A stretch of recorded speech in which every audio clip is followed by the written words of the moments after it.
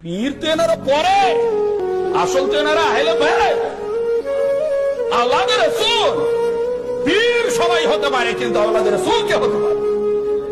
আওলাদে রাসূল হতে গেলে তার শরীরে নবী পাকের নূর ও রক্ত থাকতে হবে। সেই জন্য আপনাদের বলবো, যারা মুরিদ হয়েছেন আলহামদুলিল্লাহ ধরে থাকুন, যারা মুরিদ হননি পীর হিসেবে আপনাদের বায়েত হতে বলবো না। কেন? আমার হুজুর পাক মুরিদের ভুখা নয় যে তোমরা এসো সবাই খালি মুরিদ হয়ে যাও, না, যার ইচ্ছা হবে, যার কবুল হবে, এ দরবার যার ভাগ্যে লেখা আছে হবেই হবে মৃত্যুর আগে।